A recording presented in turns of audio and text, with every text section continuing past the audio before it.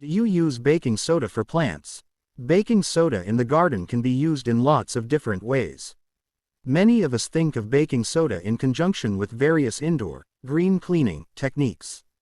It has so many uses in the house that it makes sense that it will work outdoors too.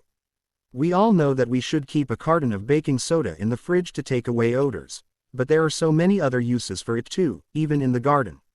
From tool cleaning to acting as a fungicide, baking soda is every gardener's friend. Here are the surprisingly uses of baking soda to our garden. But before that, welcome to my channel.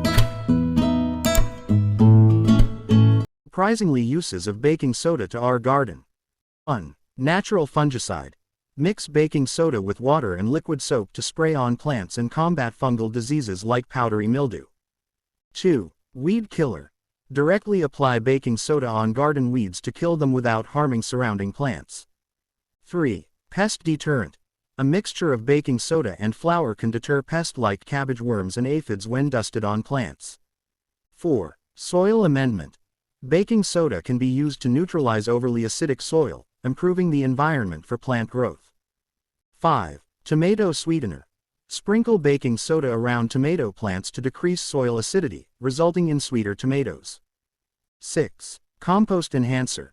Speed up the composting process by making the environment more alkaline with baking soda. 7. Odor absorber. Neutralize odors in areas like compost bins by sprinkling baking soda. 8. Tool cleaner.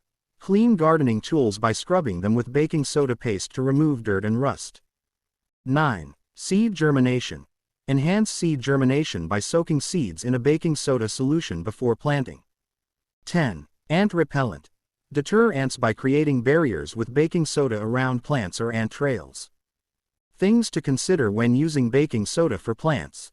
Use baking soda homemade remedies carefully. Although they have been used by many with success, using the product in careless ways could actually harm your plants. Before you use a homemade remedy for the first time in your garden, always test it on a small part of the plant first to make sure that it will not cause any harm. Thank you for watching. To God be the glory.